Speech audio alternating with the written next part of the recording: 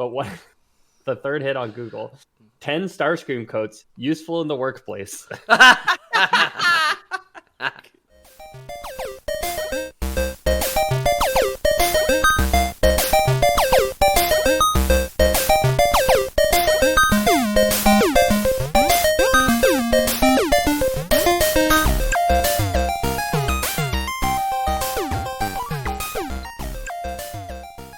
Ooh, waka waka waka. I did a Transformer. Before boys began, there was the lore. We know not where it comes from, but know that it has the power to create nerds. So, Lore Boys here, the internet's #1 fake history podcast. I am your prime, Peter O'Donoghue, and I am joined by Ethan Bot online. James, and I'll explode probably 10 times this episode. That's the first one. Yeah. There's one. We got one down. Yeah. So today's beautiful disaster request for Michael Bay's Transformers specifically comes from patrons Sarah and David, last name withheld, along with the Welfare Queens Coughing Cat and Forest Temple. So thank you, and welcome to our newest patron, Panacea. Yeah. Welcome, Panacea. Yeah. So, Panacea lads. is but the patrons all used to be one back in the day. It was called Panacea. And over time, they split apart, and now we have It eventually broke apart, yeah. 54 patrons, into 54 parts. Yeah. Well, it depends on how you define a patron. In the same way, it depends on how you define a continent, right? Right. Because North and South America are only divided by the Panama Canal, which is man-made, Yeah. right? Yep. So And the same thing with Africa and the Asian continent, because the Suez Canal's in Egypt and that area? The Suez Canal is also man-made. Asia's always way bigger than I expect it to be. I mean, it's big. Some would say it's the biggest of the continent. Yeah, like the I Middle wouldn't. It depends East. on how you define a continent. Middle East is in Asia, isn't it? Yeah. In it? Yeah, what's it to you? Who's asking? Yeah, I don't know. I just never thought of the Middle East as being in Asia until recently, I guess. Where'd you think of it being? The Middle East? I don't know. Somewhere else. Some island? East Earth. Yeah, I don't know. Where is Russia? Europe, or is that Asia? It's, Russia is mostly Asia, yeah. but geopolitically pretty European. Culturally, most of the big cities are very close to Europe because of where they're located. And then you've got a lot like Canada. It's got its own different people out and further north. But also Russia is broadly uninhabited, just like Canada is, because it's there's no animals and no plants and nothing. Yeah, 50% of the Canadian population lives within a 1-hour drive to the American border. I think it's higher than that. Yeah. Yeah, might be higher. Stupid. Oh no, 50% of the population is below the Canadian and American border that goes across the middle, because we dip down there where Toronto and everything is. If you take the average latitude of the border and you average it out, it's over half the population lives south of the Canadian-US border average, essentially. Yeah. That's just a weird way that the lines were drawn at some point. Yeah. And by weird, it's because they followed the St. Lawrence River. I blew up. Oh, we got two. Oh, there's your first explosion. Good. So, This is a second explosion. Jamie Peter. clearly is familiar, but lads, have you seen the Michael Bay Transformers movies? Is that the Megan Fox Shia LaBeouf? Yeah. Okay, yeah, I've seen at least the first couple. Yeah, I've seen. I said it before the show. I've seen definitely the first one several times. Almost certainly the second one, and probably the third one. Okay. Definitely not any of the ones past that. Whenever the first one came out, and I was just a young teenager, I think, at this point, I thought Megan Fox was the most beautiful girl in the world. I thought she was so pretty. Yeah, she, I mean, still is. Yeah. A very beautiful girl. She was pretty cool and talented for a while, and then kind of went crazy, and now drinks Machine Gun Kelly's blood. What? Yeah. I missed that whole arc. Okay. It's recent. I can't remember where I saw it, but yeah, it's just oh yeah, one, she's with Machine Gun Kelly. Yeah. And then two, Apparently, they semi-regularly consume each other's blood, I guess. And it's not even like him getting his Red Wings sort of situation, like straight up drink their blood.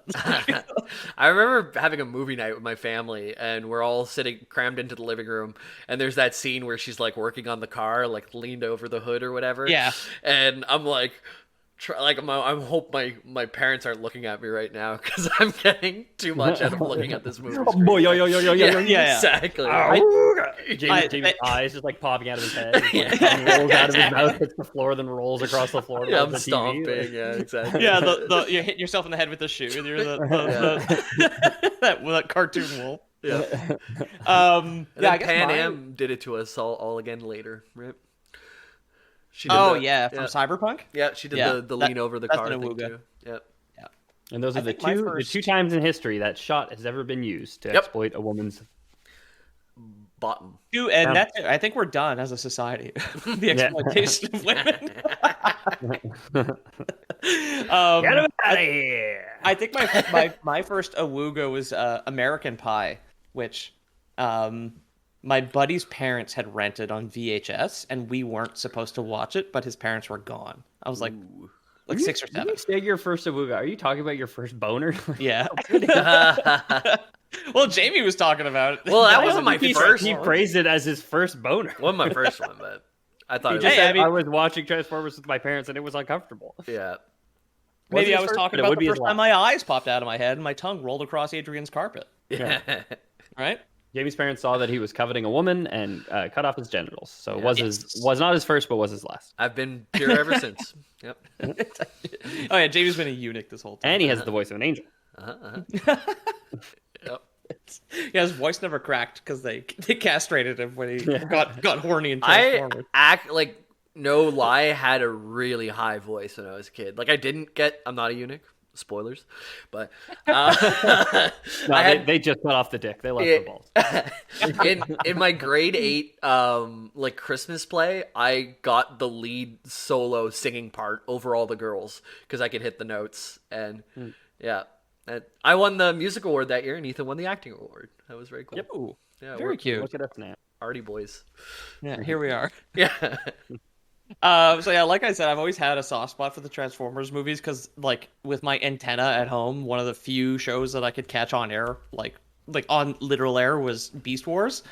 And like, kind of as I've aged, I've refined my palate a bit, and like, none of the Transformers movies are good, but I really like the first and the third ones. And I think if I had the time, you could edit both down into a single good film because there's a lot of good concepts that like are on screen for 20 seconds and then Jamie explodes for a third time. There we go. Thank you. Shit. Yeah. So like there's really good bases for characters and very good basis for fiction and very good, like, it's good Transformers. It's just buried, right? Like under a lot of that. And also, like, working in VFX now has like kind of given me a newer appreciation because there was like a period of time where I was like, well, I can't believe I like those. But now that I worked with guys who have worked on those films or like work in CG and admire them as like VFX art, I do have a new appreciation. Like, I know the first CG soup I ever worked with was just like, oh yeah, you like Transformers? Because I have one on my desk at the office. And he's like, oh yeah, like that scene where the worm like constricts this, there's this giant mechanical fucking worm in the third movie, and it just like constricts this building and it's like chewing through it and all the paper and glass is falling down. He's like, did you know that took like 10 hours per frame to render? It rendered for a month and a half. Wow. And I'm like, wow, well, like, one, that's insane, and two, it's kind of geeky that you're into that. Like, yeah, we rendered a single shot for a month and a half.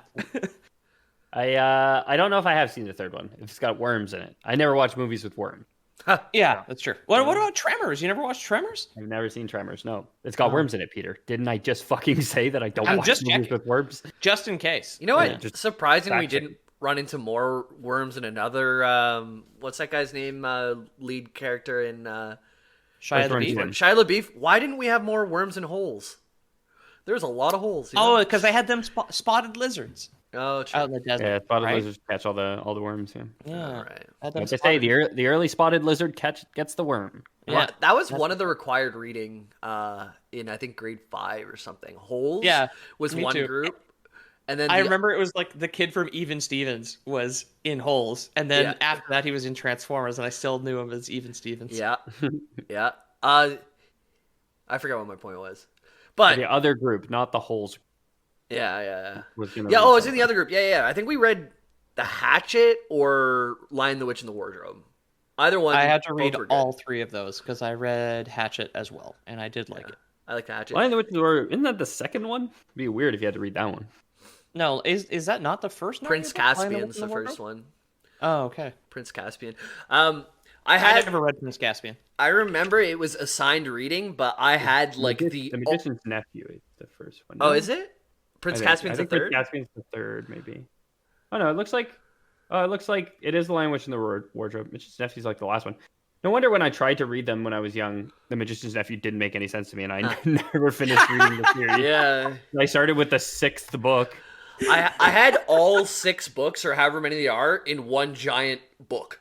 So I had like this huge Oh, like a tome. Yeah, that I would carry around. And I thought I was so cool. I'm like, I won't use the school issued one. I'll just flip halfway through my book and read from my book. So yeah.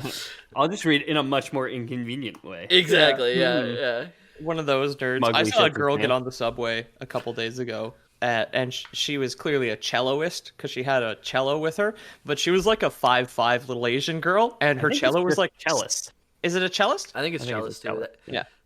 Regardless, she was wheeling around a cello that was twice her height, and I was just like, man, I'd hate to be you. Just like struggling so much, and no one was helping her. And I didn't want to be the guy to do it because I was just kind of laughing at her. That's one of those instruments. It's either so beautiful when you hear it or so god awful. Like Any of those like high tension strings, like violin too, Yeah. like learning violin is like the most painful experience ever, but can just produce the most beautiful sounds. yeah. There was a fiddle at the bar we were at last night. Yeah, my dad was really into it. He was like taking up half the aisle because it's like pretty much a hallway the bar we're in, and he's like sitting in a chair just like in the middle, and everybody had to like go sideways to get around him. But he was just like, Bobby's a big fella too. yeah. Such a classic Bob Power move, man. And he's just Like, clapping. I'm like, I kept asking him, like, Dad, you want to switch with me? Because you could be Oh, on the the bench? bench. Yeah, the bench is comfortable. He's a big guy, you know. Chair's probably a little too small for him. But no, he planned it from the beginning because he knows there's music and he wanted to have a bird's eye the view. line, Yeah, the line of yeah. sight. Yeah. Yeah, a bird's eye view. Yeah, birds notorious for standing in the middle of somewhere and just. And sitting below the weeds, so he's got to like peer through the crowd of people to see Yeah. it. Like, Well, like the maybe I meant little a finger penguin. feathers. Yeah. yeah. Oh yeah, your dad wanted a penguin's eye view with the live music, right? It's the bird's eye view of the spotted lizard who's currently catching the worm. That's what their Exactly. view is at that moment. Yeah. So one last thing regarding VFX, because one of the things I do know about Michael Bay, especially talking about people who have worked with him now, he knows what the movie is supposed to look like at the end, which is a problem with a lot of directors these days because Hollywood is pumping out so much content that like it's not your imagination. Movies do look worse and are written worse because they're being produced in such high quantities that there aren't enough people to actually do the work. So like Transformers it came out in 2007. It does look better than anything that's come out recently. Still, it still holds up.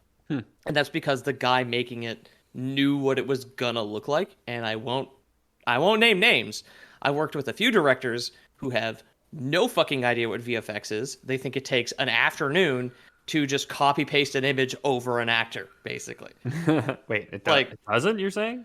It takes a few. It takes dozens of people a few days to finish a shot. I remember yeah. like listening to an interview about like that Tony Stark dude. He was just tired of wearing the mask. He's like, I don't want to act in this thing, so you know what? Just CG it on my face, and just added a bunch of work for them because he didn't want to wear a mask during the Yeah, and also I've definitely criticized it before. This is not like a movie that anyone I know has worked on, but like in the Avengers, when Tony gets his liquid metal Iron Man suit, looks like shit. Looked like shit the day it came out. It looks worse than the first Iron Man movie where it was like hard panels, but like the like slime that coats him, and because he didn't want to wear the helmet anymore, looks terrible. Oh, I don't know why this reminded me. Guys, we should all get Goat Simulator 3 and play it together. It looks so... I don't know why that reminded you either. Well, because it's slime, getting covered in slime, you can be a pig, and you can just basically turn yourself into like a layer of pig shit over you or all the other people that you're with. Okay. It looks just so fun, like, to play as a group. You just wander around and collect collectibles, and just ridiculous shit happens, and it looks so fun. I remember in the first Goat Simulator, the giraffe was known as the tall goat, and that is still one of the funniest things I have ever seen. It looks so ridiculous. I watched like 5 minutes of someone streaming it, and I was laughing so much. I think it's on Game Pass. I mean, I'm down to fuck around with it. We should do it. Okay. And then before we get into the shit here, before we turn ourselves into pig shit for the rest of the episode, the final gush I would like to give to the Transformers films is the score and the audio overall. Steve Jablonsky's music is incredible and is just like fantastic movie music. And the audio of the Transformers like transforming. Yeah. Was that it? All the like clinking and clanking and all the mechanical stuff is brilliant. Like, it's just there's like, again, there's good little parts squirreled away in there, but it's very much like, I don't know if you guys ever had like the glued together sand that you could chisel a plastic dinosaur skeleton out of toy sort of thing. No. That's cool. You would love that. I did. Yeah. Obviously, I did love it. Yeah. It's the good parts of the Transformers franchise, at least the Michael Bay ones, is the plastic T-Rex skeleton at the center of the dirt brick that you buy at a hobby store, basically. Okay, gotcha. I think that would be my review of the 5 films. A stunning review from Peter O'Donoghue. Exactly. Ringing endorsement. 2 dirt bricks, way up, said Roger Ebert. So what happens in the continuity? The guys writing these films sure as shit had no fucking idea. Everything was made up on the fly. Like, on the day, they made it up because Mikey needed a new Transformers script to start shooting. So what I'm going to do is actually, instead of going in chronological order, we're going to go in the order the films came out so that we can insert the retcons and not give these people any kind of credit for planning this whole thing out like we would in a normal episode. Okay, sure. Okay. So every story needs a little convenience. During the planet-wide civil war on the Transformers homeworld of Cybertron, and we do have previous episodes where we talk about some more, like, legitimate Transformers fiction. This one kind of picks and chooses whatever the fuck it wants. Like, the Michael Bay movies also, like, the characters' names broadly mean nothing. It's just, like, a name that was on a sheet, and Mr. Bay probably pointed at one, and then pointed at a vehicle he wanted to turn into because he had to deal with GM, and that was the end of the conversation. Right? Bada boom, bada bing. Johnny Race Car. Is that one? Yeah. Kerchow. Are the cars from Cars Transformers? Yes. Okay, good. Yeah, it's part of the canon, but that's before they got their robot forms. So the Transformers homeworld is Cars. Okay, yeah. So, yeah. Cybertron is in the Nevada desert. Was it the Transformers episode that you guys said I'd like to fuck cars way back? Yeah. I think so. Well, you said you liked to fuck cars. Yeah. That's what we supported. You brought it up, and we latched onto it real hard. Yeah. The fact that you love fucking cars. No, I clearly... Then we bought PornhubCaps.com, and then we let it go, I think, at some point. I clearly remember never saying that I love to fuck cars, but you just saying I love to fuck cars. That does sound right. That does sound right. It sounds like you said something that heavily implied your true love for fucking cars. Throughout the episode, like now, I was angry at first. And still angry now, turns out. Yeah, no. But by the end, I embraced it. The Pornhub Caps was my idea, so it's fine. Yeah, and I did love having that URL for the time that we had it.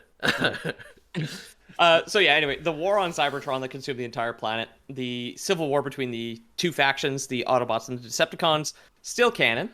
On the homeworld of Cybertron, there was a life-giving cube called the Allspark, although like colloquially they just call it the Cube. And to protect it from Megatron, Optimus and the Autobots just blindly launched it into space. If we don't know where it is, they can't torture us to find out where it is. Exactly. Yeah. No amount of Cybertronian waterboarding will get the answer, right? I know you said we're not giving them any free credit, but we'll give them that Lore Boys canon that it was. Exactly. Waterboarded with motor oil. Yeah, I was trying to think like what is the waterboard equivalent? Yeah. Just like the slowest. Like, So blob. thick, yeah. Or what if they keep their gas tanks like completely empty, but like put in a drop just at a time, so they can keep running, but they never feel like they're able to. They get a tube that runs like through the engine, like through the pistons, and then like all the way back to the gas tank. And they feed you through that. They run the gas all the way through that. Yeah, it's very uncomfortable. Yeah. They hate it. You got like the. No, never mind. I'm not gonna do that one actually. Too dark. But just jamming, the when you're leaving like a parking lot or whatever, and they have like the tire poppers if you like leave in the wrong direction or you like enter where you're not supposed to. They have those, and they're like just jamming them. They're not popping the tires, but they're just jamming them like in the area between the tires and the rim. Ooh. Oh yeah, it's like getting it under your fingernails. Yeah, like the bamboo under the fingernails. Oh yeah. Just open up the hood. Open up the hood and just handful of sand into everything, like see if you can get like some grits. Yeah. It's like tapping the bamboo like between the door and the window, basically. Talk, tell us where it is. So after launching the cube blindly into space, Megatron, the leader of the Decepticons, somehow found out where it was, and he had wanted it because it does create Transformers life. We see in the first film that if Shia the Beast dumbass drops it, it'll just like send out this pulse that brings a bunch of machines to life. So there's like a Mountain Dew robot and a blender robot and right, like that sort of thing. Like how it works is whatever. It just does Transformers. It's like a panini press robot in one of them, isn't there? Yeah, in the second one, Sam like drops a piece of it and like all the appliances in his kitchen come to life. Yeah. So there's there's a blender, a vacuum, a panini press. There's a microwave. There's a little phone, little bug phone thing. Basically, I want a panini press. I think I'm gonna get a panini press. Peter wants a bug phone. FBI, if you're listening. Yeah. So yeah, Megatron wanted to use it to create create more robots on Cybertron. Like whatever, he wanted to use it to like create an army, basically. Cool. Eventually, the cube, after being launched blindly into space, the cube crash landed on Earth about 12,000 years ago in 10,000 BC, and this sets up the first film. So, like I said, like every plot needs a little bit of contrivance, and this one is fine because, like, why are the Transformers on Earth in the first place? Well, luck, basically. Yeah. Okay. Yeah. So Megatron at some point decided that he was going to track it down himself and located it, basically based on his energy signature. However, when he came into Earth's atmosphere, he was pulled into the gravity, which disoriented him for some reason, and then he crashed into the Arctic, which knocked him out, and then he froze. I remember that part. Okay. Right. Exactly. That's how it starts, eh? They're like digging him up. Sorry? That's how it starts. They're like digging him up, right? Yeah. Yeah. Like Pete did with his little dinosaur and his crusty sand thing. Yeah, exactly. Yeah. So now we've got three blocks of compressed sand, and how many explosions, Jamie? 4. Let's go. Man, you got to start pacing those explosions, dude. I feel like we're you're gonna we just got to the opening scene of the first of 5 movies, and you're already 4 in. Podcast wise, we're 22, almost 23 minutes. 4 seems about right. I'm aiming for 5 for 30. And if we go long, you're going by time, not by Pete's script. Pete's notoriously long scripts. Yeah, well, we'll see. Yeah. Don't worry, I got 5 movies in here. So, an unknown of time after Megatron crashed, in 1897, Archibald Witwicky would stumble across Megatron's frozen body. Within the film, Archibald is said to be an explorer, and judging by his own dialogue, he and his 41 sailors wanted to reach the Arctic Circle. I don't want to split hairs kind of this early into the film's lore, but wanting to reach the Arctic Circle isn't really a real thing because it isn't a place. The Arctic Circle is the southernmost latitudinal line on Earth, where in the winter and in the summer, the solstices and during the solstices, the sun never sets for an entire day and never comes up for an entire day. Okay. So the Arctic Circle is just it's anywhere you want it to be on the planet. Basically. Have you guys seen the Northern Lights IRL? I have, yeah, because I lived in Kuujjuaq. Wait, what do you mean it's anywhere you want it to be on the planet? That doesn't make sense. I mean, in the loop that it's got, like within its own latitude. Yeah. Sorry. I was like, Yeah. wait a minute. Yeah, so for our reference, it's like halfway down Hudson's Bay, essentially. Oh. It's like where it starts. Where about Thunder Bay? Nowhere near Thunder Thunder and Bay. Jesus? No. Doesn't even get close to Thunder Bay. Oh, that's good. 'Cause Thunder Bay killed Terry Fox, you know. That's true. Yeah, he was assassinated by Thunder Bay. Yeah. Americans don't know who Terry Fox is, by the way. I learned this in WoW. Really? Only Canadians know. Oh, Why would they? Yeah. Yeah. Yeah. Yeah. I mean, I can't name a famous jogger from the U.S. either, so like that's fair. What's her face? Caitlyn Jenner. You absolutely can. Oh yeah. Oh, that's yeah. like an Olympian. That's a different thing. There was an Fair. Olympian that my grade 7 and 8 gym teacher taught me about that was American, but I can't remember his name now. Too bad. Was it Hercules? No, it was a guy. Some guy was just really good at running. Love that movie. Yeah, me too. Anyway, like within the film's fiction, it's not explained why Archibald Witwicky was trying to reach the Arctic Circle, which again, like I said, doesn't really mean anything. Maybe they were like trying to reference the multiple explorers that had tried and failed to explore the Northwest Passage, which was a theoretical trade route that you could go from the east coast of the east coast of North America north and over to get to Asia that way, basically. Like maybe they were referencing it because it was popular, but like by the time that the Witwickies were trying to explore the northern Canada, the Franklin expedition had already gone up and disappeared with the Erebus and the Terror like decades prior to that. So like people knew it was there, it had been mapped out, so like why he was trying is unknown. Also, I want to give a nice Lore Boys shout out to Big Man Climate Change, because until 2009, there was too much ice to actually still reliably go through the Northwest Passage. So we've had Not 13 anymore. good years of shipping plastic to Japan. So thank God. Exactly. Yeah. Go ahead. Jimmy. No, I just had to look this up because I was like, do planes fly over the poles sometimes, or do we just go left, right? And they do. There's transpolar flights. There's a ton of them. Definitely And- not the South Pole, right? It looks like the North Pole I'm looking at, yeah. There's no way you fly over Yeah. the South Pole. Well, Because why- I don't think the fastest way to get from like Argentina to South Africa is to fly. I don't know much Argentina to about this. Australia, maybe? I don't know much about the southern. I spent like pretty much my whole life in the northern hemisphere. I don't think I've ever been to the southern hemisphere. Okay. Argentina, Buenos Aires to Perth does fly over Antarctica. That's Not over the cool. pole, Really? not over the pole per se. Kind of a circuitous route around the edges of Antarctica. You probably don't want to fly over Antarctica just because if you crash, like you're definitely dead. Yeah. Like that's just like if the crash doesn't get you, it will. The ice desert will. The fact is minus 85. Yeah. Oh, Wasn't there- okay. So this is great. Google. So I googled Argentina to Australia flight path. So I was curious about the question that we were talking about. And I see this one image that has like a bunch of lines flying like from like Madagascar to New Zealand and Tasmania, and they're all kind of going over Antarctica. And then in big letters says, "These flight routes do not exist." With three exclamation points. And then I see the subject is "Flat Earth. Are Australia to South America flights real?" That was sad. It's just very, very. Thanks, Google, for putting that right at the top for me. I think I found one of the fucking south. God. Yeah, it doesn't go right over it. Like you said, it goes around. It's I'll literally post like it there. It's I the got third this one. one that shows the Buenos Aires to Perth one, and then all the related content ones are all like flat Earth. Like this is debunked. This is make believe.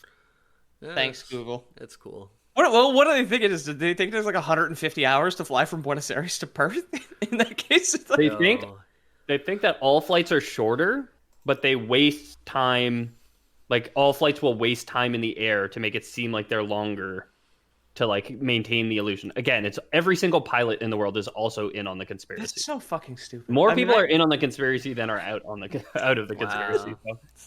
So. Yeah, can we go? Let's pick up Flight Simulator and just figure it out for ourselves. It's on Game Pass. I did the Ottawa to Montreal a bunch of times. It was great. Yeah, and you waited up in the air for an extra hour because Well, obviously, to keep up the ruse, I played the game for 6.5 hours to get from Ottawa to Montreal, which is like a 41-minute flight, right?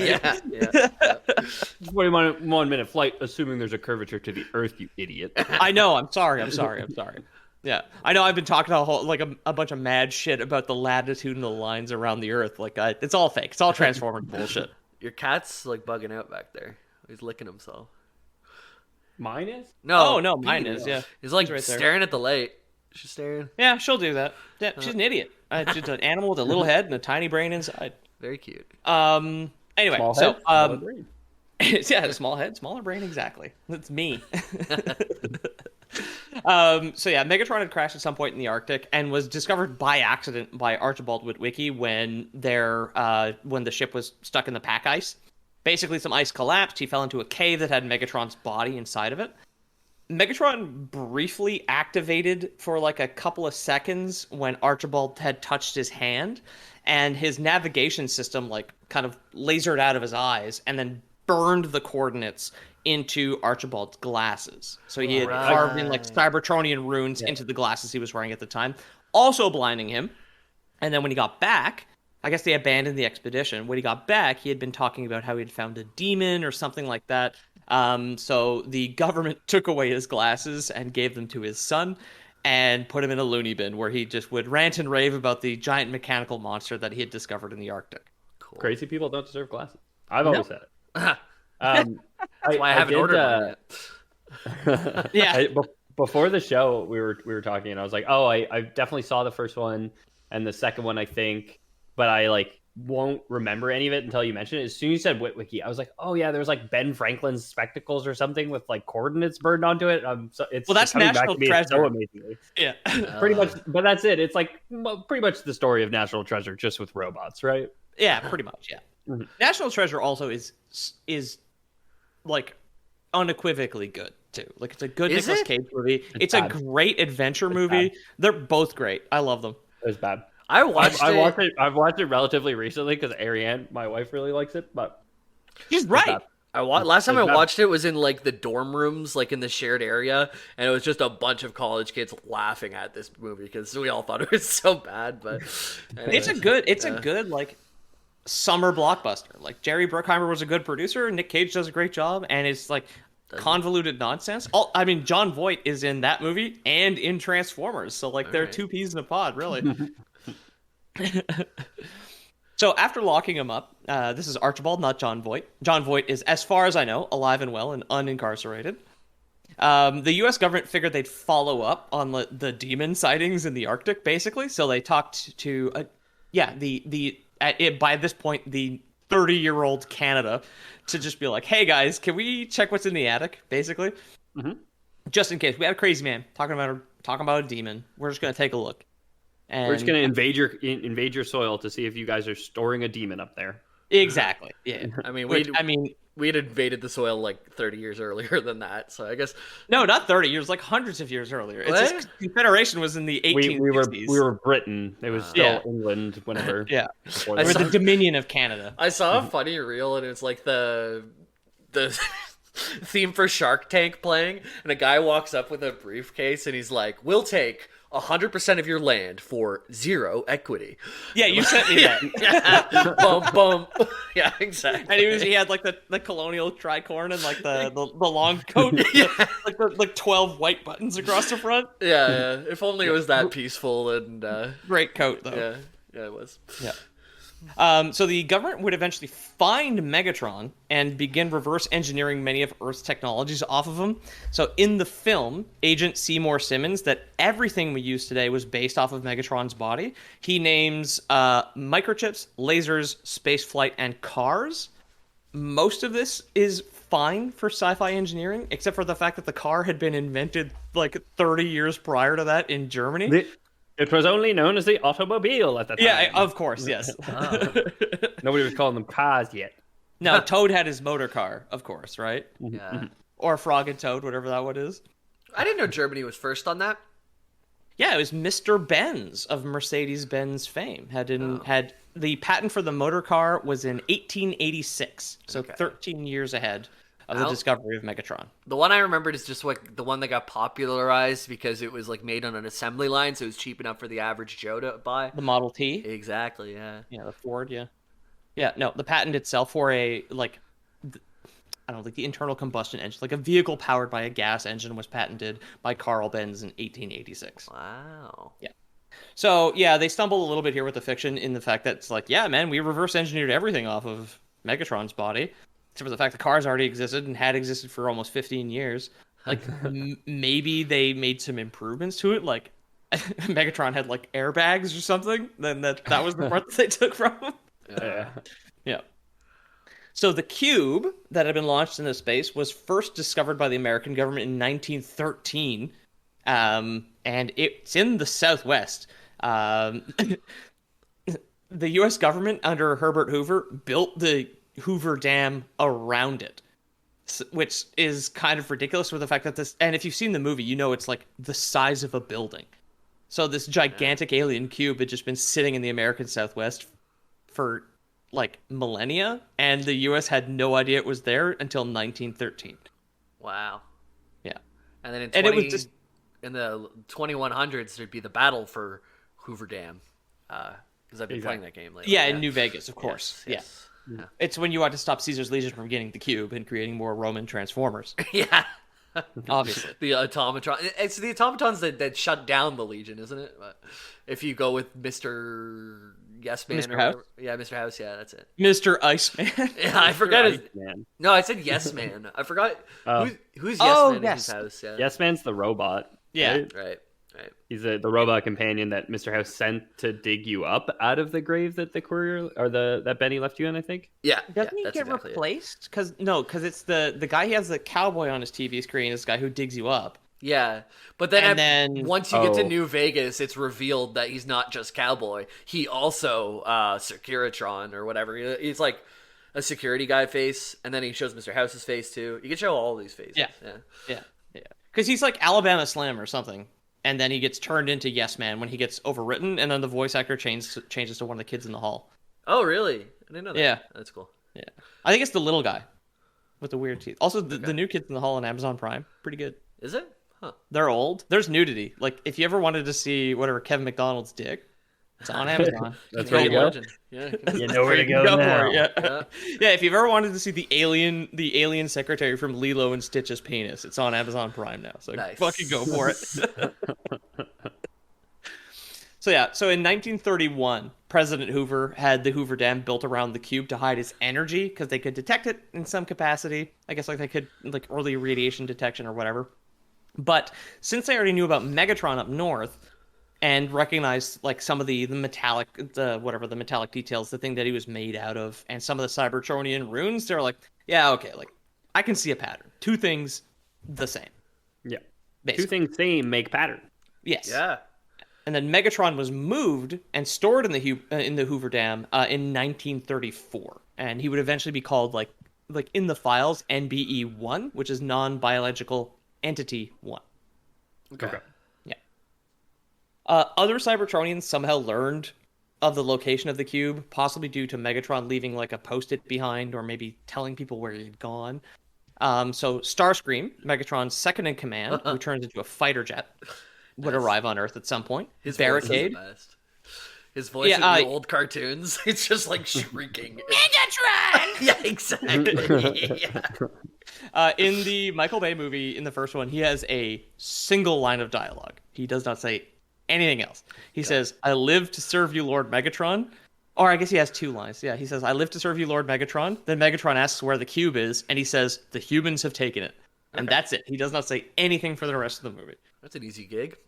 Yeah, exactly. It's like, oh yeah, two lines of dialogue, and the voice actor was probably paid like to be in like a Michael Bay movie, like $15,000 or Yep, something there you go. stupid, right? Nice. Okay, I just looked up Starscream dialogue because I was curious. I vaguely remember them being like asking for like a roll call or whatever, and people like checking in. But I think it was the Autobots, not the Decepticons. So it must have been somebody else that I'm thinking of. But the third hit on Google. 10 Starscream quotes useful in the workplace. Hit me. Give me one. From the Transformers 1984, More Than Meets the Eye, Part 3. It's time for action, not words. I am the leader of the future. Say that in a meeting. Yeah, that's a good idea. Wow. Again from the show, a Decepticon raider in King Arthur's court is the episode. Faster, you malingering peasants. That's a great one. Good for us managers. Yeah, For sure. I'm going to use that one, yeah. We got the Transformers, the movie from 1986. Do I have a second on that? And the context is Starscream, being the opportunistic weasel that he is, saw a chance to overthrow a seriously injured Megatron by suggesting all near-death Decepticons be jettisoned into space so that healthy Decepticons can save themselves. So then I guess he's looking for someone to second him on this idea to like discard the wounded. Transformers Prime 2011. You scratch my back, I scratch yours. Classic quote. Mm-hmm. I don't know if I've ever said anything close to that in the workplace. Like, I wouldn't credit that one to Starscream either. I think normal people say that. Yeah. Like, I mean, like, you could say it, but I feel like I don't actually say anything like that. I don't know. I think Alfred Hitchcock said it in The Birds. He was talking to one of the birds.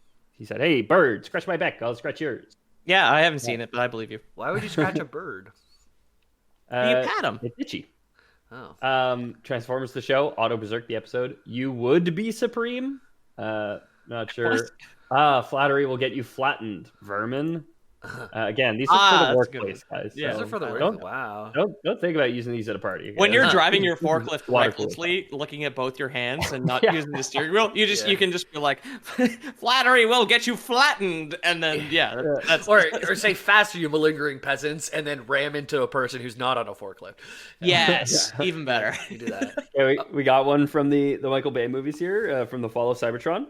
I hear this is where all the idiots hang out. That's a great one to say. I'm gonna say that next time I join a fucking meeting. That is good. One. Yeah.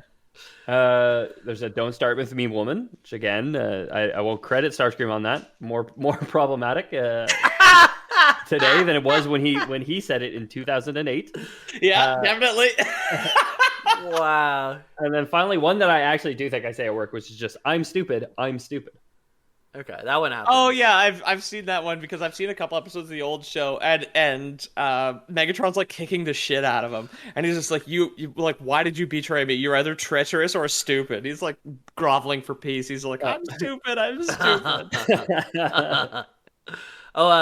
Boom bang! That's another explosion. That makes 5. Okay, cool. Thank you. Okay, cool. So yeah, Starscream was already on Earth. Also, one of the nice little details in the first movie is the Decepticons use the same. They have like a hologram of a person in the vehicle that they've turned into, and it's always the same guy. It is just like a middle-aged white guy with a mustache.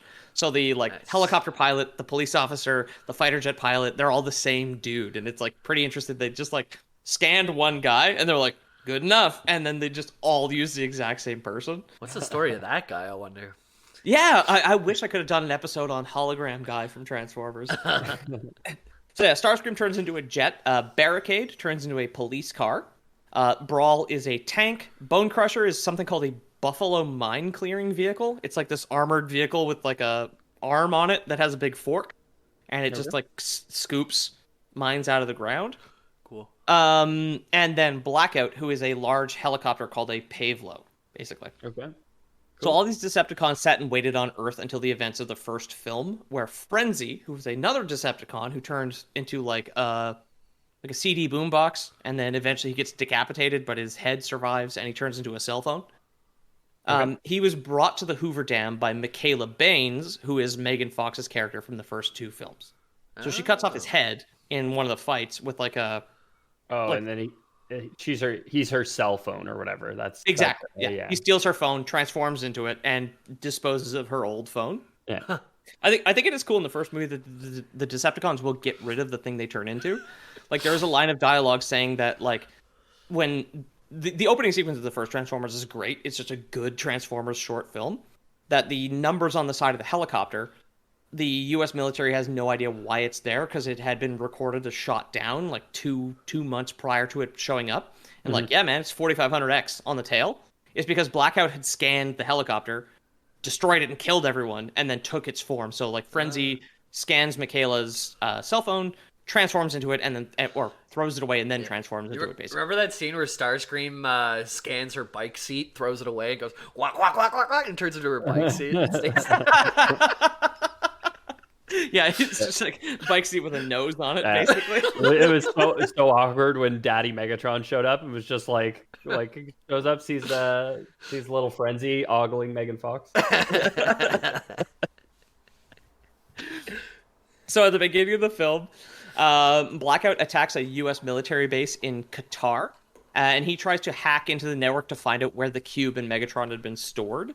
But the staff cut the main network cable with an axe, preventing him from finishing the job. He then enacted his no witnesses policy and destroyed the entire base.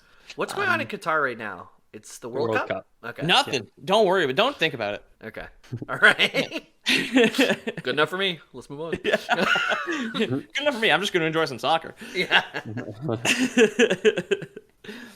And yeah, like I said, like if you had 10 minutes and 10 minutes of Transformers to consume, I think the opening sequence of the first film with the Blackout attack on the military base, it's great. It's fun. There's a lot of tension. There's good pacing. There's no Shia LaBeouf, which frankly is the best part. Like any scene that doesn't have Shia LaBeouf in it is good because I don't think I hate him, but Sam Witwicky, the character he plays, is awful. He is just a self-entitled, screaming little manlet who is mean to every single person around him. Okay. And he has no right to be Megan Fox's bike seat. Is what I Yeah, Pete's just mad that Megan Fox ended up with him and not. Yeah. He's just watching the whole movie. Could have been me. Yeah. So due to reused footage and some bad editing, Blackout is shown to still be in the Middle East flying over sand dunes approximately like 45 minutes before he joins the last fight, which is near Hoover Dam. So it's basically in Colorado. Well, he flew over Antarctica. He didn't waste time. He doesn't have any passengers to convince that the Earth is not flat. Michael Bay's in on it. Yeah, it's the hologram pilot. Like Blackout's a flat earther. Got it. The Decepticons would be, I think, personally. Yeah. Having been to space and seen the Earth from space, of course they'd be flat earthers. They would know. They've seen the truth. Yeah. So the lone Autobot who came to Earth prior to the rest of them was Bumblebee, who transformed into a yellow 1967 Chevy Camaro and later into a newer 2006 yellow Camaro. Yeah. And we will get into more of why he's here after the break. Welcome back, everybody. I hope you enjoyed our break as much as we did. So Shia LaBeouf's character, Sam Witwicky, tries to sell his great-great-grandfather's glasses on eBay so that he can make enough money to buy his first car. He had a deal with his dad. He was like, if you can get $2,000 and A's in high school and $2,000, right? Or $2,000, I said that already. If you can get the money and the good grades, I will pay the other half of a car. And also $1,000 twice. Yes. And also bring me 20 $100 bills. Yeah. Yeah. And 10 $200 bills, if you can find them. If you can find them. Is Megan Fox working on the car that he's trying to buy? Is that how he meets her? That's afterwards. She is the high school, like, jock's, not really girlfriend, because she never breaks up with him. She's just, like, his attaché, basically. Okay. And then at some point, like, gets into a fight with him or something, and then Sam picks her up when he is driving his car. Okay, right. And his car is, of course, he knows how to do cars. Yeah. Right? Yeah. Oh, yeah. Because her dad is a mechanic, and he's, like, in jail, of course.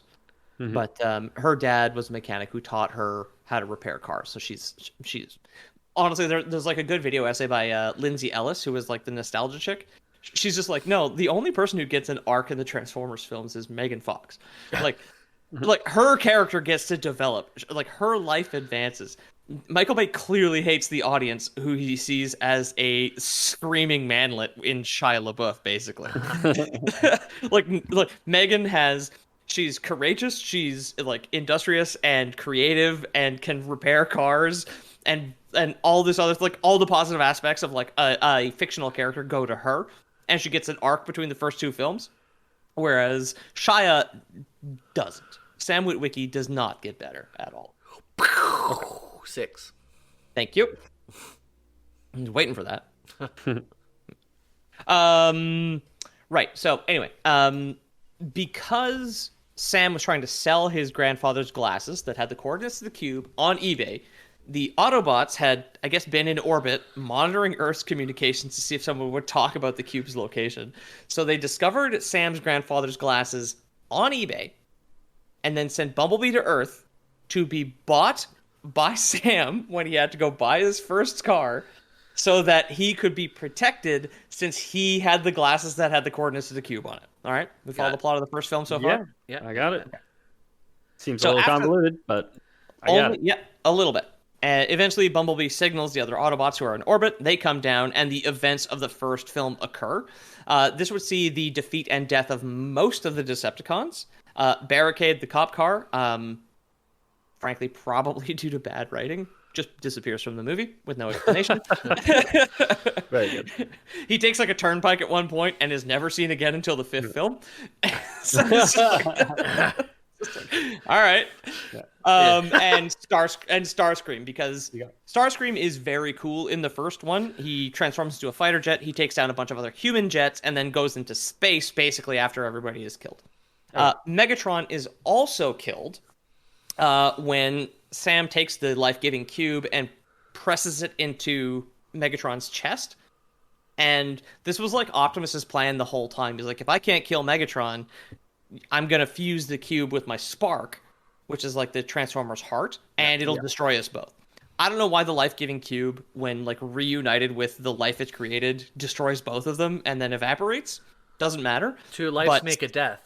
That's true. Oh, that's fair, actually. Yeah. Yeah. Never mind. Yeah, that That's makes that makes perfect sense.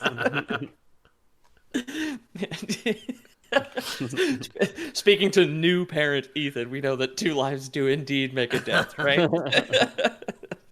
I can hear it coming. Yeah. Yeah, so yeah, the cube is fused with Megatron and it kills him. The US military it's a very scrappy fight. They do manage to defeat most of them, and then Starscream escapes into space. The Transformer corpses were then disposed of in the Laurentian Abyss. Excuse me. This is a place the movie claims is the deepest part of the ocean. It's in the Atlantic, near eastern Canada. This isn't true, and even by the 1870s, it was well known that the deepest part of the ocean that we knew about was the Challenger Deep near Japan. It's not Marianas Trench? Challenger Deep's at the bottom of the Marianas Trench. Yeah. So for some reason in this 2007 film that post-dated the 19th century explorers by hundreds of years, they still claim that the Laurentian Abyss is the deepest part of the ocean, and that's where they dump the Transformers' bodies. Somebody needed to gift these writers like an encyclopedia before they wrote this movie. These writers needed a Wikipedia, they just needed Google, right? Yeah, like. But Google existed in 2006. Of course it did. It's like someone needed to give it to them, right? Like they probably wrote it in 2006. So there was definitely screen recorded, whatever. What was that program you could use to record your unregistered Bandicam footage, right? Oh yeah. Yeah. No idea what you're talking about. They needed to ask Jeeves. Jeeves could have told them. Perhaps. Yeah. That was it. Yeah, you know what? If they did, if they changed the location of the deepest part of the ocean, it probably would have been a popular movie. I'm just saying, it's so nobody cares. You don't have to be accurate. Not. Yeah, you just put more. You put a bunch of. There's 7. You just put a bunch of those in, and everyone loves it. Yeah. I mean, this is exploding at us and exploding on the podcast here. Yeah. This podcast has the most explosions of any podcast ever. Right? Yeah. Don't look it up, idiot. Yeah. Right, so at the end of the first film, Optimus sends out a message to all Autobots that are hiding among the stars, basically, and he invites them to come to Earth since it is now safe and the Decepticons are dead. This kind of ends up serving as an explanation as to why new characters just materialize out of nowhere in subsequent films, but not every character is killed off, so in a lot of the next movies, characters just show up and everybody acts like they've been there the whole time, and other characters are gone and there is no explanation. Basically, cool. I mean, it's definitely just a deal between Paramount and like auto manufacturers of just like, please put a Ferrari in the next movie, and they were just like, we've only got enough money for so much CG, so these characters that were in the previous one are no longer in this one. Oh, basically. is there any like grandpa like Model T type guys that have like a really old car? Like with an Awuga horn? There is a World War I tank in the fifth movie that lives with Anthony Hopkins. Cool. Good. Yeah, and he's got the little hat too, and the mustache when he transforms. Very They cool. they must have really got an Autobot to transform into a dump truck full of money to get Anthony Hopkins on board for the fifth Transformers movie. Eh? Holy shit. He is like on screen more than Mark Wahlberg in the fifth movie. He's like Oh yeah, Mark basically Wahlberg's the in that? main guy. yeah. That Marky I Mark's knew. in 4 and 5. Mark Yeah, Wahlberg. I knew it. He took over for Shia LaBeouf. He becomes like the lead essentially. That was when Shia LaBeouf went like full crazy. Was after the third. I think Yeah. so. Yeah. Yeah, Right when he the went first time he went full crazy because Shia's got a couple of public mental breakdowns that he's got to grapple with. Yeah, probably. He's battling his demons. We all are. Yeah, exactly. It can't be easy to be a child star too. Imagine Yeah. going from Even Stevens to finding out the world just isn't so Even Stevens. Yeah. I was gonna say his mental health makes him a really uneven Stevens. Actually, Imagine going from Even Stevens becoming Hollywood elite and finding out that the world is indeed evenly flat. yes, You know? True. So, yeah, True. Yeah. pretty charming. The Autobots didn't send the Allspark. Well, does space still exist in flat Earth? I mean, it depends Yeah, which flat earther you're talking to, but no. Like, What? Like it's a dome. We're in a dome. It's put up there by NASA. The stars are just lights. Ah. I think that's the prevalent, the predominant flat Earth talking point. But literally, you talk to any. Let's say there's 10,000 flat earthers in a 10-mile radius. Hot flat earthers near you. One of every single one of them will tell you something. I'm not lying. Every single one of them will tell you something different, and every single one of them will change their story the next time you talk to them. You know what I mean? Like Yeah. it'll always be slightly different tweaks on like this whole thing, and the classic like Gish Gallop where you'll ask them about that, and they'll say you'll ask them about space. They'll say no, it's a dome. You'll say that doesn't make any sense, and then they'll say something about subterranean mole people or something. Yeah. I love that guy who bought that really expensive, like $10,000 machine to measure the flatness of the Earth or whatever, and he's like, "Well, I should get this measurement if it is flat, and this measurement if it's round." And then immediately doesn't, right? Yeah, and immediately it just shows us round. And he's like, "Well, immediately backpedaling." And Yeah. Well, it's like a doomsday prophecy too. It's just the goalposts are ethereal. They've never existed, and they you set them up when you're talking, and then they disappear when you're done, basically. Yeah. Totally.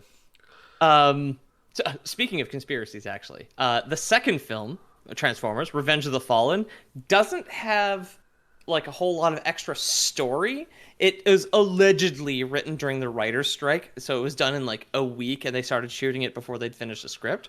But it does have a couple of retcons. So now we can start getting into the wild overcorrection that the already pretty flimsy plot like had in the first place. I think we established retcon as just being another Autobot, by the way, on one of our last ones, because it sounds like it could be one. It's the third party. Yeah. You can vote Autobot, you can vote Decepticon. Yeah. Don't throw your vote away on a retcon. Come Yes. on, man. Like, Yeah. he can't win. Yeah. Keeps changing the story.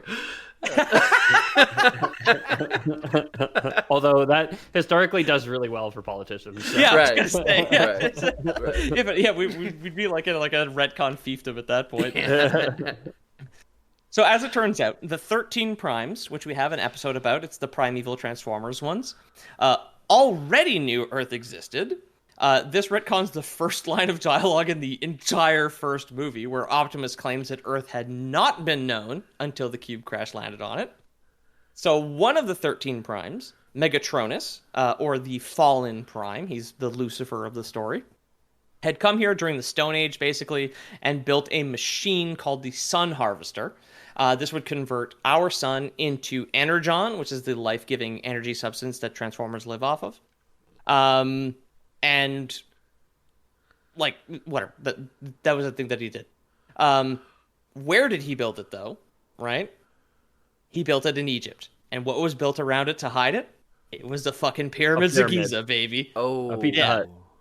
Yeah, it was Pizza Hut. They built a Pizza Hut on top of it. That's the Pizza Transformers Hut 2 bias, gets into- or whatever. I forget what we were saying. Yeah.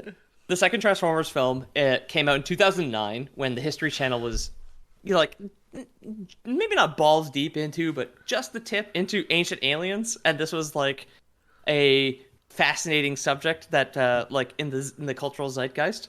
So the second film is basically just like, what if Transformers the pyramids, basically. Cool. Yeah.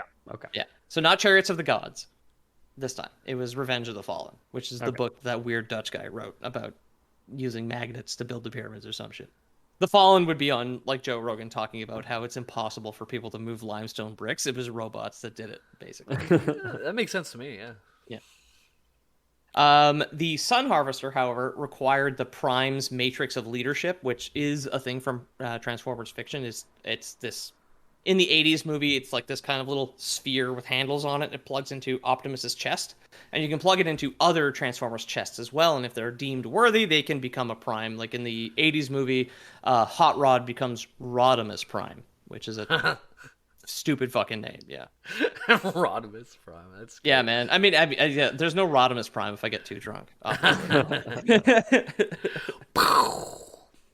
Sorry. 8. Yeah, that's 8. Yeah. Thank you. I was wondering if you lost count for a second when you didn't immediately say that was 8. No, I'm keeping track of it. So the Sun Harvester required a Prime's Matrix of leadership to be activated. However, since there was life on Earth at the time, the 12 non-evil Primes fused their physical bodies together to hide the Matrix from the Fallen. I'd like for you guys to guess, where did they hide the Matrix from the Fallen? In the Okay, so it came out of the pyramids. Is what we're saying? The Sun Harvester was inside of the largest pyramid of Giza. I'm saying Stonehenge. Okay. pyramids again. Yeah, so Janie's way closer. The Matrix of Leadership was basically hidden just in the desert, like 40 minutes away from the pyramids of Giza. Oh, cool. Yeah, Cool. these spacefaring robots who have godlike powers because they're primeval Transformers didn't take it off the planet or even on the fucking moon or throw it into the ocean. They took it just down the road and killed themselves to protect it. Yeah. And they're like, honestly, way easier to hide when they don't have those giant pyramids on top of them. Yeah. You put it in the sand, like, who's gonna go look in the sand, you know? Like, Or it's like one of those fucking, like, it's like a gun safety VHS. They basically put it on, like, a shelf, so, like, hoping a toddler wouldn't bring it to school. yeah. So the Fallen, after being defeated by the other Primes and, like, cast away from his, like, pyramid project, hid, seemingly, it's never said where he hid, but, like, Saturn's in the footage in the movie. He hid on one of the moons of Saturn and just kind of waited the entire time. Since Earth was under the protection of the Primes, and only a Prime can defeat another Prime, basically. Okay. This doesn't make any fucking sense at all, because all the Primes killed themselves to hide the Matrix from him down the street from, or like they put the, whatever, they put the Prime on they put the Matrix on a top shelf and took the little stepladder away. I mean, Yep. if a Prime kills himself, it's still a Prime killing a Prime, right? It is, Yeah. yeah. Except for the fact that Optimus Prime arrived on Earth in 2007, so he has been hiding from nobody for like 12,000 years. It's just like chilling on Titan for some reason. Oh yeah, they would pretend to kill themselves so that I would put my guard down, come to Earth, they could all ambush me, huh? Yeah, they would. Yeah. The fallen Megatron has spent $10,000 on a machine that detects whether or not there are primes on Earth, and then ran it once, realized it gave him the wrong result, and then just like sat on Saturn for the rest of his life. Nice. So Transformers don't really age or die of old age unless like their character design has to change. So he just like could have done it himself, right? Like he could have gone back to Earth at any point. And the Prime, or the Fallen rather, he's one of the Primes in the movie. He has like psychic powers. He can teleport and he has like telekinesis and shit. Jeez. He doesn't actually transform in the movie, but he can do like crazy other shit because he's basically the Transformers equivalent of a demigod. Cool. Yeah. So he's just like kind of just like sat there and waited the entire time. So eventually, at the end of the film, Optimus, who was brought back to life by the Matrix that they found on the top shelf in the closet, he's killed. If you also look at Transformers Forest Battle, that's another good little Transformers short film if you ever want to. Optimus is combined with Jetfire, who is a different Transformer who gets wounded, and then when he dies, he uses his parts to give Optimus like bigger guns and a jetpack. He destroys the Sun Harvester and then kills the Fallen. Optimus pulls off the Fallen's face and then punches through his back to grab and crush his Spark like he's Sub-Zero, basically. Cool. And this has been commented on by other people, but Optimus, after getting killed in the second film and being brought to life, comes back as an absolute lunatic. Like, he kills people with his bare hands, to the point where this other podcast called Mr. Sunday Movies that was talking about it was just like, oh no, like, his catchphrase is just, "I'll kill you." At the point. like Optimus Prime. That's a cool one. He point blank executes multiple other Transformers throughout the series and kills a Transformer called Shockwave in the third film, who is a Cyclops, by punching into his throat and pulling out his single eye. Oh my god. Cool. Yeah. It's gruesome. The fact that they're not human, the violence in the Transformers films is bananas. Like, a lot of them, for some reason, don't have guns. They have like swords and buzzsaw hands and shit like that. Damn. But other times, like, they literally pull each other apart. Doesn't count if there's no blood. That's true. Or explosions. 9. Yep. 9. Well, there's definitely explosions. Mm-hmm. Yeah. Cars. So in the third, sorry, cars explode. Yeah, that's cars how they run. Do cars explode? They run on explosions. They do run on tiny explosions. That's true. Okay, yeah. So the third film, Dark of the Moon, adds even more happy coincidences. Turns out, Sentinel Prime, the Prime who had trained Optimus, tried to flee the war on Cybertron along with multiple devices called Pillars, who, when arranged and activated properly, will open something called a space bridge, so that they could, like, pull through Cybertron to another planet, strip mine it, and use the resources to repair their destroyed planet. Make more cars. Make more 16-lane highways through Dallas. Yeah. You gotta go down to the tire mines. Or just melting some tires over here. Yeah. I mean, what do you do to tires? You vulcanize them. Vulcan's another planet, huh? Think about it. Oh, yeah. Also, I don't know if you know this and made that reference just like by sheer coincidence, but Leonard Nimoy voices Sentinel Prime in the third movie. Oh, Spock, who is a Vulcan. Completely coincidence. Cool. I assure you. I haven't seen the third one. I've definitely confirmed at this point that there's no way I've seen it. Yeah. It's good. It's the other good one. I like 1 and 3. You said National Treasure was good, and you said the first Transformers was good, so I don't trust your opinion anymore, Peter. Yeah. I like it. I'm sure you say that. I'm sure you do. Saying it's good is entirely different. I like it and it's good are two different things. You're right. I'll give you that one. I'll put in a little 10th explosion for that there. You get that. Thank you. Now, peace. So at the beginning of the third movie, it shows that the ship, which is called the Ark, is being shot down and disabled while trying to leave Cybertron. This means that it just drifted blindly for like hundreds of millions of football fields until conveniently crashing on Earth's moon in 1961. Cool. The detection of the crash of the ship is what led to the Soviet-U.S. space race. Okay. Oh. Okay.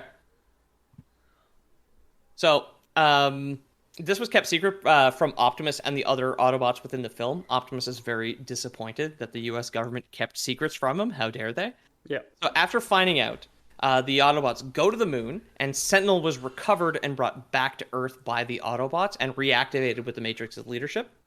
He, however, had previously made a deal with Megatron, like thousands and thousands of years ago on Cybertron. Since the Autobots were losing the war, he made a deal with Megatron that he would go to another planet with his space bridge and, open that so that they could strip mine the resources. So the whole thing was just it was all politics, basically. It was all a psyop. Yeah. I like Sentinel Prime as a character. I think the idea of the good guy kind of turned bad for political reasons, like making shady deals, thinking he's doing the right thing, is an interesting arc. Doesn't happen in the movie, obviously, because it's a Michael Bay film. But I think it's like, that's another one of those like tiny kernels, another little plastic dinosaur bone in the brick that is just like, fuck, man. Like, he would be a great, like, Breaking Bad anti-hero of like if you had a Transformers show about Sentinel Prime, Yeah. eventually, you know, like accepting the military industrial complex and befriending Megatron in an yeah. effort to save the planet, basically. We don't right? get that though. There's no arcs, only sparks in this Yeah. thing. Exactly. Well, the arc We is get- a ship, actually. Peter wants to see like a highly intelligent, like autonomous car, who just ends up making leaded gasoline in a trailer out in the desert, Yes. right? In a Winnebago, which is also also in itself is a transformer. Nice. So in the film, Megatron states that Sentinel was meant to rendezvous with him on Earth, but fate had waylaid them both. And this just isn't true because Sentinel's ship was shot down while it was leaving Cybertron. So he made a political backdoor deal with Megatron, who did not tell his own forces, like, hey, this one, that guy is going to win us the war. Don't shoot him out of the sky. Yeah. Because the beginning of the third film shows him being shot down within the atmosphere of Cybertron. He doesn't even make it across. He doesn't even get to turn on his blinkers and turn left. He's just out. They light him up immediately. He just didn't tell anyone that was the plan. Yeah. Fate, or as I call it, bad writing, saw Sentinel crash onto Earth's moon, orbiting the planet where the cube had already landed, and the same planet where the Fallen had tried to build the Sun Harvester, basically. He crashed into the moon. It's Breaking Bad, but breaking like the brakes. He didn't break very good. Bad breaking. He didn't break. Not breaking Yeah, bad, he it's bad didn't breaking. break good. Yeah, bad breaking. Yeah, exactly. So after sealing off Chicago, Cybertron was partially teleported close to Earth. But when the pillars are deactivated, and the portal starts to close, the planet starts to collapse in on itself, basically destroying Cybertron like as a whole. Optimus, known sane diplomat, then kills both Megatron and Sentinel Prime.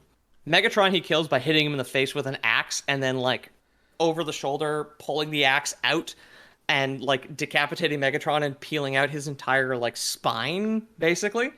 And then he does a classic freedom is right of all sentient beings Optimus move by point blank executing Sentinel Prime by shooting him in the head with Megatron's shotgun. Cool. Good. Yeah. So we're getting towards the end here. The fourth film does not add much, except that the Transformers had, say it with me now, already come to Earth at some point in prehistory. But this time, they used... Again, you mean? Yeah, again, yeah. Yeah. I guess this would be the furthest into the past that they've been to Earth, because what they were doing was using these things called seeds to kind of like bomb the surface of the Earth and convert it into an element that humans call transformium. It's like the metal that they're made out of, which is why it's like very fluid. It's why they can transform. And there's like a bunch of dinosaurs in the opening sequence of the fourth film. It's the Jimmy Neutron meme where like Sheen is like, "Oh, this is the 7th time you've brought first time Transformers visited Earth to class." Yeah. For show and tell. Like, Basically. That's Yeah, funny. this is the earliest one, because this one now it's like 100 million years ago, right? Mm-hmm. Where are we here? So despite apparently now being here for thousands of years, the Earth governments, mostly the U.S., blamed the Transformers for all the conflict of the previous films. So an organization called Cemetery Wind, which is set up by the U.S., has the purpose of hunting down and killing Transformers, like whether they're good or evil. So they also like one of the first scenes in that one is they're killing one of the Autobots. They kill the ambulance Ratchet, the medic from the first 3 movies. They kill him. They're taken and broken down, kind of recycled into Transformium by a Chinese company called KSI.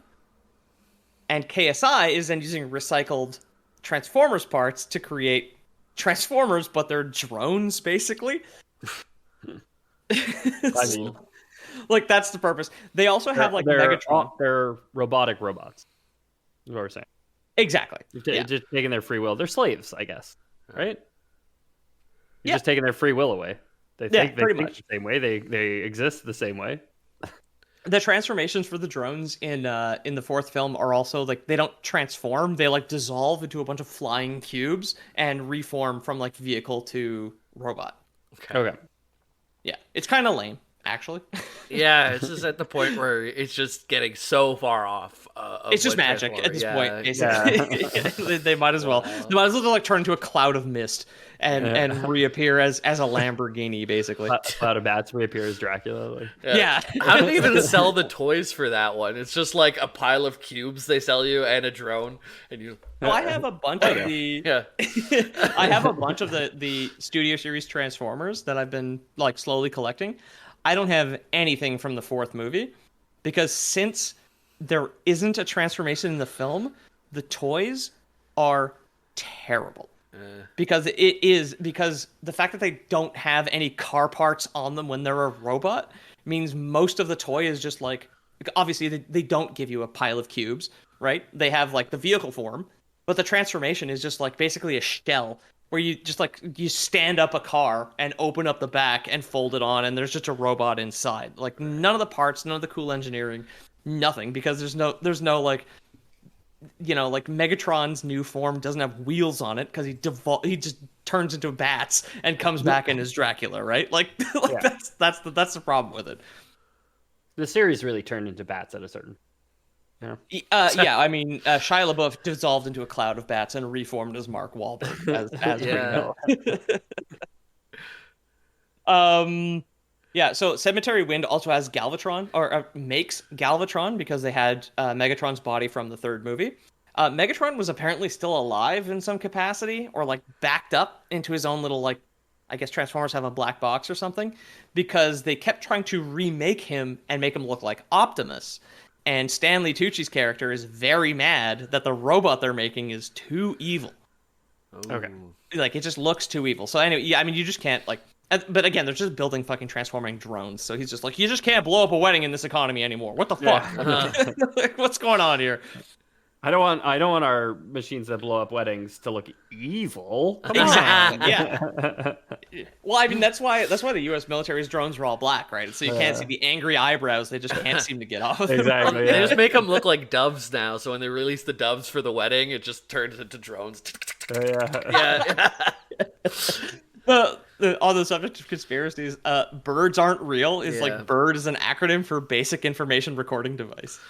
Yeah. I love that one. And there's the whole That's thing. yeah. I love it. It's like it's a backronym, right? Like it's all like because the course it birds is, aren't yeah. the birds aren't real conspiracy is a fake one, I think, or it started as a fake one. It might have taken roost, if you will. There's a That's the real YouTube. one. There's a YouTube video of like one of these guys who's organizing all of the get-togethers and stuff, and he really believes it. He really- I do believe that people Someone have bought does. into it, but Yeah.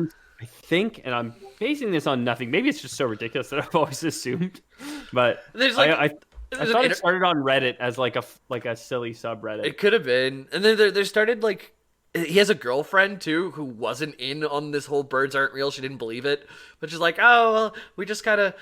I got to know him and I really liked him. Then he told me birds aren't real, and we're still together. And it's like, how Honestly, can you like deal White with a Labels are the partner? most pillable people on the planet. Like I definitely mentioned when I started listening to QAA, I was like listening to it in the car with Dara, yeah. right? When we were together, it was like the Wayfair conspiracy where Wayfair is smuggling children to different elite pedophiles. And when they were talking about the like setup behind it, it was just like whatever, they were just like, oh yeah, all these kids have disappeared, blah blah blah, like 20,000 kids a year. And she's like, oh my god, that's terrible. I'm like, you're an idiot, it's fake. It's not true. So, And the according to podcast New is York- about being fake too. It's not even about telling like the real story. No, of course not. It's a debunking. It's a debunking podcast, right? And she was like, "Oh my god, I can't believe that's happening." I'm like, "It isn't." That's why according white to the ladies New on York Facebook. Times, according to the New York Times, who claims Peter McIndoe is the creator of the "Birds Aren't Real" viral movement. That's me. It's supposed to be apparently fake. It's fake, and it's now he claims a movement to like combat like QAnon conspiracy theorists with like just out lunatic them essentially. Okay. Yeah, I don't think it's helping anything. yeah. but- We've been playing clearly, as chicken we with say, there's lunatics people who for a believe few it. too many years at this point. You can't out crazy them. That's the problem. No, you cannot. Yeah. It's an arms race. You just don't win. No. Actually, I heard everything becomes not real unless you become a Lore Boys patron. That's So true. get to the patreon.com/loreboys and Reality is ending, people. So you better get going. But better get your subscription going before reality ends. We've got all your flat Earth. We've got all your birds. Anything you Yeah. need right there Yeah, on the Patreon tier. Yep. Uh-huh. The Earth is round. It's just deflated at the moment. Hasn't Right. been. Someone's got to blow it up. yeah. That's all it is. Yeah. And it's inside a dome to keep us safe. Yeah, exactly. Okay, beautiful. So, Cemetery Wind, I guess coming back here. Cemetery Wind was in cahoots with a Cybertronian bounty hunter named Lockdown. He's like a bounty had been placed on Optimus Prime by the Quintessons, who we do talk about in an older episode, who are the alien race who actually created the Transformers as the slave race of robots, Right. basically. Like, so KSI are the second people to make make wedding drones, Robots, basically. yeah. The Quintessons made the original wedding drone. Okay, gotcha. If his dialogue wasn't so bad, Lockdown would be a great villain because again, it's another little plastic dinosaur bone down in the fucking dirt where the third party bounty hunter who hates the Decepticons, hates the Autobots, he's just there for a paycheck basically, and he's just like cleaning up the mess that like a nonsensical war that has lasted at this point thousands of years has caused, basically. Yeah. So, and another cool detail is like Autobots in the films, all their eyes are blue, all the Decepticons' eyes are red. Lockdown's eyes are green, which is a neat kind of artistic detail, like very deep in there. In the car world, that means go. That's true. Yeah. Yeah. Red means stop, blue means slow down, green means go, right? Yep, That- yep. Exactly. Yeah, me, colorblind, and I don't wear my glasses in my car. That's how I do it. Yeah, and then that's how you get killed by a drone from a transformer. So you Yeah, better put exactly. the- So, with the help of Mark Wahlberg, Lockdown and Cemetery Wind are defeated. And our final and very brief retcon here comes from the fifth film, The Last Night, and we did touch on it earlier. As it happens, We did touch on Transformers, last night earlier. Transformers Knights, like, and they look like they're made of kind of like degraded copper. Again, the character design in the fifth film is great. The kind of ancient Cybertronians look very cool. Transformers Knights were on Earth in the 5th century and gave Merlin, real guy, a staff that could control a mechanical 3-headed dragon called Dragonstorm, which helped King Arthur, which we have an episode about, who is not a real man, defeat the Anglo-Saxons. Cool. Also, a secret Wait, Illuminati didn't- like Did King Arthur fight the Anglo-Saxons, or did he fight the Romans? he allegedly, I mean, he's not real. Allegedly, he's like an Anglo-Roman guy. Okay. Yeah.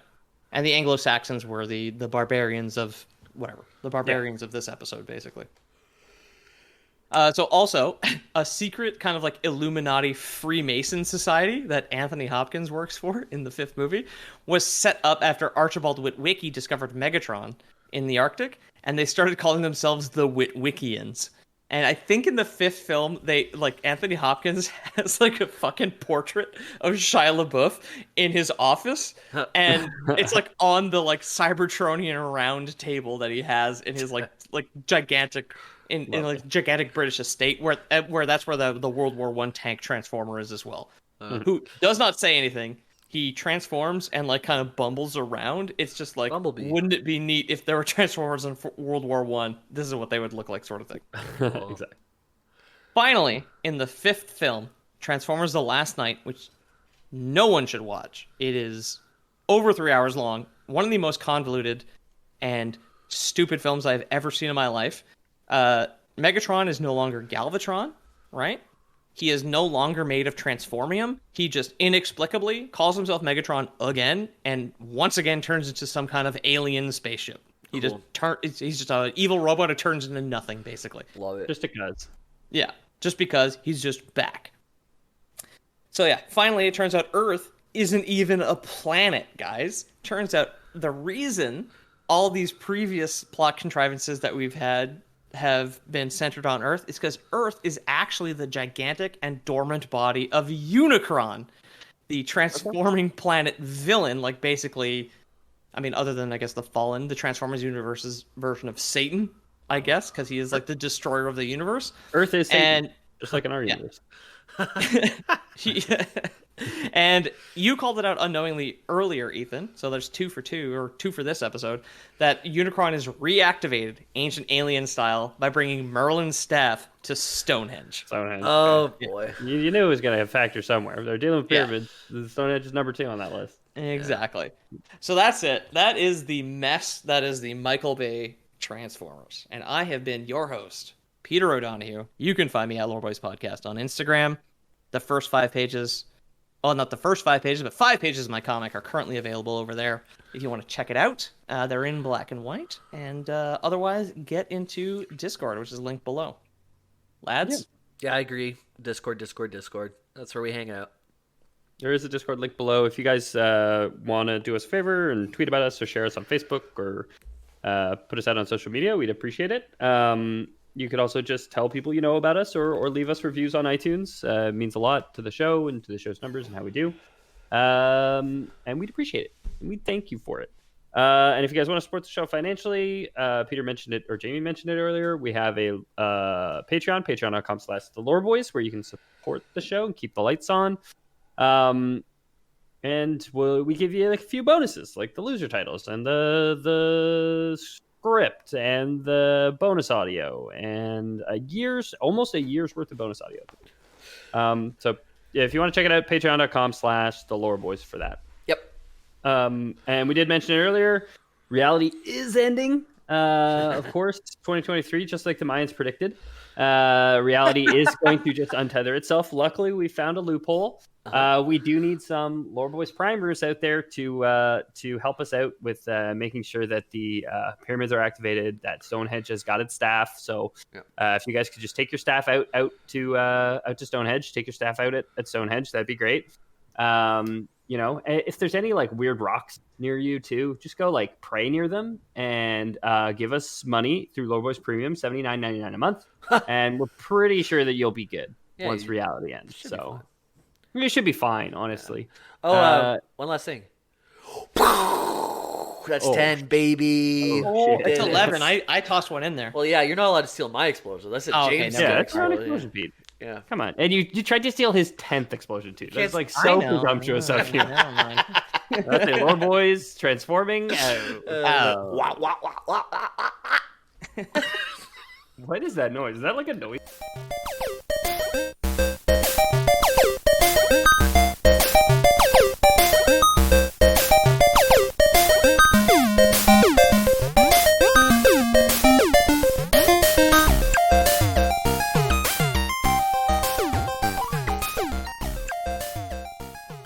I have the added legal defense of not having a brother who's going to air my criminal offenses on the internet. So